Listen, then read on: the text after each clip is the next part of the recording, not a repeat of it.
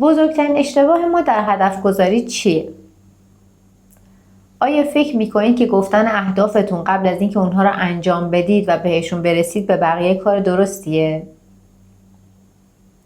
و حتی از این 2 سوال مهمتر، آیا شما جز اون دسته آدمایی هستین که فکر میکنید همیشه تجسم کردن رسیدن به اهداف باعث رسیدن 100% شما به اهدافتون میشه؟ جواب این سوالات رو اینجا قرار بر اساس نظرات دکتر هیوبرمن پاسخ بدیم. دوستان خوبم سلام، من دکتر فرزانه بخشیان هستم و اینجا کانال موفقیتی به نام زندگی. ویدیوها حاصل هم تجربیات واقعی من در زندگی و هم تحقیقاتم در بین منابع مختلف از جمله مراجع معتبر خارجی هستند. پس اگر شما هم دوست دارید از همراهی همیشگی کانال باشید، کانال رو ساب کنید، زنگوله رو بزنید تا در لحظه از انتشار ویدیوهای جدید مطلع بشید.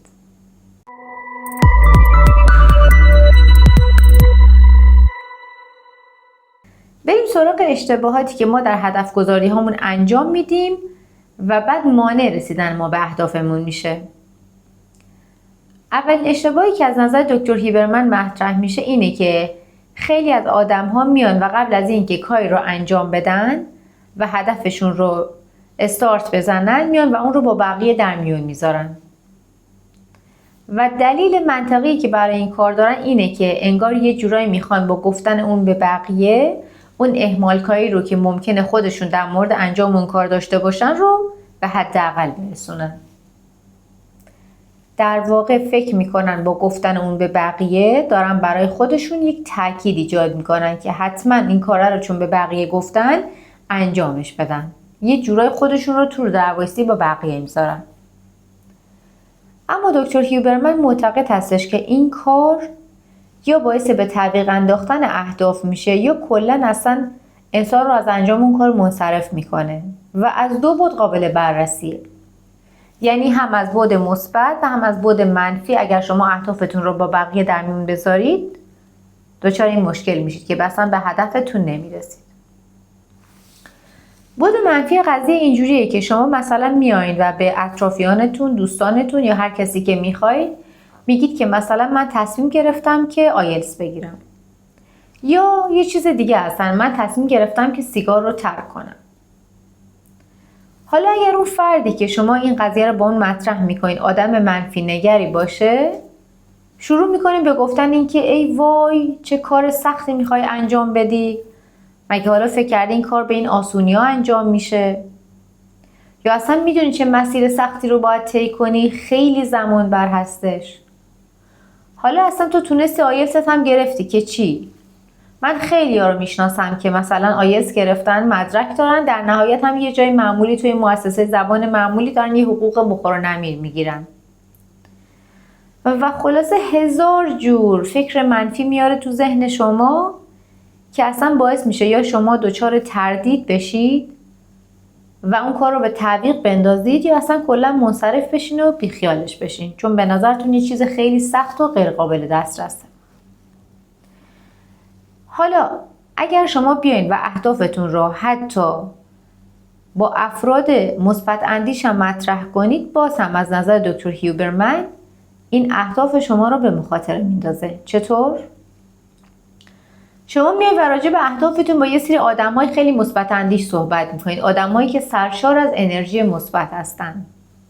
میگید من میخوام آیلتس بگیرم یا من میخوام سیگارم رو ترک کنم. فرد مقابل میاد و شما رو تشویق میکنه و میگه وای عجب کار خوبی میخوای انجام بدی، آفرین تو حتما موفق میشی، من مطمئنم که تو حتما پیروز میشی و کلی از شما تعریف میکنه و بهتون میگه که حتما این کار رو میتونید انجام بدین. چه اتفاقی در بدن ما میفته، یا بهتر بگم چه اتفاقی در مغز ما میفته؟ یک قسمتی در مغز انسان ها وجود داره که مسئول دادن پاداش به فرد به خاطر رسیدن به یک هدف یا به یک چیزی هستش. وقتی که آدما میان و زیادی از شما تعریف و تمجید میکنن یا بهتون میگن که مثلا حتما موفق میشی و آره پیروز میشی و تو میتونی راهو بری، یه جورایی انگار که اون قسمت‌های از مغز که مسئول دادن پاداش به شما برای انجام یک کاره زیادی تحریک میشه و انگار که یه جورایی شما اصلا قبل از اینکه اون کار رو انجام بدین اصلا اون کار رو انگار انجام دادین، چون به شما پاداش میده قبل از اینکه اصلا هیچ کاری انجام بدین. و چون گرفتن پاداش از نظر مغز شما به این معنی که اون کار انجام شده، همینم باعث میشه که شما اصلا اون کار رو به تعویق بندازید و سیستم عصبیتون به صورت خود به خودی تشخیص میده که اصلا این کار دیگه انجام شده، پس طول کشیدنش و به تعویق افتادنش برای شما طبیعی میشه. پس این میشه قسمت اول اشتباهاتی که تو هدف گذاریامون انجام میدیم. دومین اشتباهی که دکتر هیوبرمن مطرح میکنه و میگه که اکثر آدم‌ها در هدف گذاری‌هاشون انجام میدن اینه که میان و برای خودشون یه ویژوال ریمایندر میذارن. ویژوال ریمایندر چیه؟ همین نوتای کوچولویی که شما مثلا اهدافتون رو روش مینویسید و به در و دیوار اتاقتون و آشپزخونه و یخچال میز تحریرتون میزنید تا به احتساب خودتون مرتب اینا رو ببینید و براتون مثلا یادآوری بشه من قرار آیلتس بگیرم، من دارم آیلتس میگیرم، من میخوام که موفق بشم تو زبانم. در صورتی که دکتر هیوبرمن میگه که این اکثرا جواب نمیده، چون انگار یه جورای سیستم بینایی ما آدم‌ها بهش عادت میکنه. شما بعد یه مدتی که یه نوتی رو زدید مثلا به دیوار، یه مدت که میگذره اصلا انگار که سیستم بینایی شما دیگه اون رو نمیبینه. یه مثال ساده بزنم. شما مثلا یه پدر مادر سالمند دارید یا به یه نفر قراره که خوردن داروهاش رو، زمانش رو و اینکه کدومش رو باید بخوری یادآوری کنید. با پدر مادرتون مثلا زندگی نمی کنید، بعد میرید خونهشون میبینید همش داروهاشون یادشون میره، میگید مثلا مادر داروهاتو خوردی؟ نه یادم رفت. میاد به حساب خودتون براشون یه ویژوال ریمایندر میذارید. روی چند تا نوت مینویسید میزنید به در یخچال یا میذارید بالای کابینت. یکی دو روز اول زنگ میزنید میگید داروهاتو خوردی؟ میگه آره مادر چقدر خوب شد که واقعا اینو برای من گذاشتی. بعد یه مدت دوباره از مادرتون میپرسید یا میرید منزل پدر مادر، میبینید که بابا بازم مادر پدرتون مثلا یا اون فردی که براش ویژوال ریمایندر گذاشتین داروهاشو یادش میره. مگه من اینجا رو در یخچال برات نذاشتم؟ اصلا مادر بازم یادم میره. این میدونید دلیلش چیه؟ دلیلش دقیقاً همین چیزیه که دکتر هیوبرمن میگه. میگه سیستم بینایی شما بعد از یه مدتی اصلا اون نوت رو نمیبینه یا اون رو اصلا جزوی از اون دیوار یا کابینت میبینه. به خاطر همین هستش که خیلی از اپلیکیشن ها هم بعد از یک مدتی اصلا میان ظاهرشون رو یا مثلا نوتیفیکیشن هایی میفرستن برای شما رو، رنگ و لعابشون رو اصلا تغییر میدن، چون که کاربرا اصلا چشمشون عادت میکنه، سیستم بیناییشون عادت میکنه و دیگه انگار اصلا اون رو نمیبینن. پس زمانی ویژوال ریمایندر جواب میده که شما یا هر از گاهی رنگ نوت هایی رو که نوشتید روشون مثلا اهدافتون رو عوض کنید یا جای اونها رو روی در و دیوار جابجا کنید تا سیستم بینایی شما وقتی اونها رو میبینه حالت هوشیاری به خودش بگیره، متوجه بشه که با یه چیز جدید روبرو شده. و اگر همیشه یه نوتی رو بزنید مثلا یک سال جلوی آینه، اصلا دیگه بود و نبود اون نوته برای شما در واقعش تأثیری تو رسیدن به اهدافتون نداره. سومین چیزی که دکتر هیوبرمن میاد و راجبش صحبت میکنه اینه که تجسم کردن نامناسب از طرف افراده. بعضی وقتا ما فکر میکنیم این که فقط اهدافمون رو در ذهنمون تجسم بکنیم باعث رسیدن ما به اونها میشه. تجسم کردن زمانی باعث رسیدن ما به اهداف میشه که یه سری شرایطی داشته باشه. مثلا شما میخواید که مدرک آیلتس بگیرید و قراره که زبان بخونید و برنامه‌های روزانه شما مشخصه، یعنی شما یک سری مثلا کارها رو باید برای رسیدن به اون اهدافتون انجام بدین. شما سر یه ساعتی باید بشین و زبانتون رو بخونید. در اون زمان که شما هوشیارید، بدنتون آگاه هستش، حوصله دارید و قراره که با انرژی بشین و شروع کنید به خوندن، اگر قبل از اینکه شروع کنید به خوندن زبان بشین و در ذهن خودتون تجسم کنید که الان شما آره مدرک آیلتستون رو گرفتین و بعد از اون به همه اهدافی که خواستین رسیدین، این تجسم کردن میشه تجسم کردن مثبت. یعنی باعث میشه که شما با انرژی و تلاش بیشتری اون سختی رو تحمل کنید و خودتون رو مجبور کنید بشینید و اون ساعت رو زبان بخونید.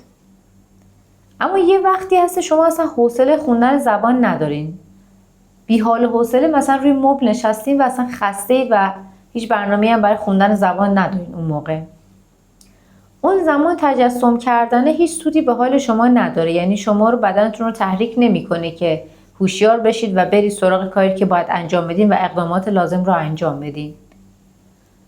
تو این زمان تجسم کردن منفی بیشتر به کارتون میاد. یعنی اینکه شما تو اون زمانی که اصلا هیچ حال و حوصله‌ای برای خوندن ندارید و هیچ برنامه‌ای ندارید و اقدام خاصی نمیخواید انجام بدید، بشینید و تجسم کنید که اگر آیلتستون رو نگیرید چه عواقبی برای شما داره. از چه چیزهایی محروم میشید، به چه آرزوهایی نمیرسید. و اینجا این تجسم کردن منفی بیشتر به شما کمک میکنه، یعنی باعث تحریک شما میشه. بدنتون در حالت هوشیاری قرار میده که بفهمید نه، باید بلند شید و یه تلاشی بکنید. و این خیلی بهتر از اون تجسم کردن مثبت براتون اون موقع جوابگو هستش. در ادامه دکتر هیوبرمن میاد و 2 ابزار کاربردی رو برای رسیدن به اهداف به ما معرفی میکنه. اولی زمانی هستش که میگه هدف شما مشخصه و شما یک برنامه مشخص و یک سری اقدامات معلوم رو دارید برای که برای هدفتون انجام بدید. پس تو این زمان اولین ابزاری که به شما کمک میکنه استفاده از سیستم بیناییتونه. چطوری؟ میگه شما مثلا مشخصه میخواید بشینید و مطالعه انجام بدید برای رسیدن به هر هدفی، برای کنکور، برای زبان یا برای هر چیز دیگه. یا اصلا میخواید ورزش کنید، میخواید رژیم بگیرید و جزو اقدامات روزانه‌تون اینه که جلوی آینه بیسید و توی فاصله مشخصی از آینه شروع کنید به ورزش کردن تا خودتون رو هم ببینید. وقتی که فاصله مشخصی از آینه دارید یا فاصله مشخصی از اون کتابی که قرار مطالعه کنید دارید و همیشه توی همون فاصله مطالعه‌تون رو انجام میدید یا ورزشتون رو با همون فاصله از آینه انجام میدید، دکتر هیوبرمن میگه ابزاری که به شما کمک میکنه سیستم بیناییتونه. سیستم بینایی متمرکزتون. چون ما 2 نوع سیستم بینایی داریم. یه نوع سیستم بینایی پانوراما هستش، مثل زمانی که شما دارید رانندگی میکنید و درسته که به جلو نگاه میکنید ولی اطرافتون رو هم موقع رانندگی بهش اشراف دارید. یه مدل سیستم بینایی ما سیستم متمرکزه، مثل زمانی که کتاب میخونید و مستقیم به کتاب نگاه میکنید یا دارید به گوشیتون نگاه میکنید و اصلا حواستون کامل از دنیای اطرافتون جداست، انگار که اصلا این چیزی رو در اطراف شما نمیبینید.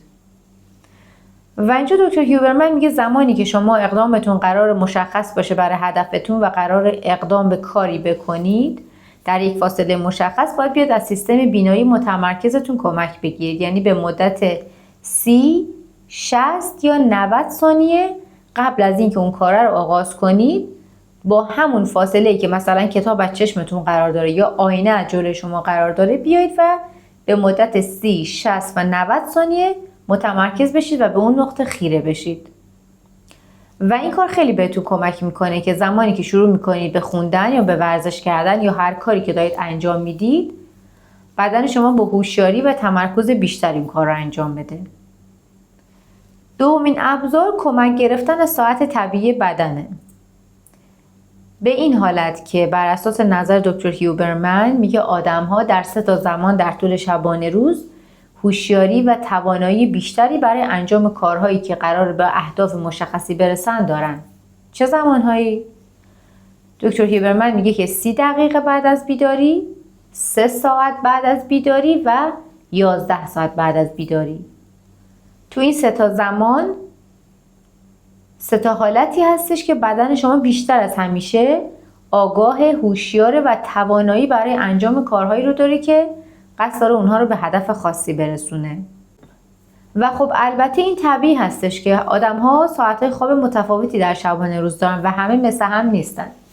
ولی این رو به طور کلی برای کسانی گفته که به صورت معمول 8 ساعت خواب منظم در شبانه روز دارن و خب اگر تو این 3 زمان اقدام کنن به انجام کاری که میخوان قطعا نتیجه بهتری میگیرن.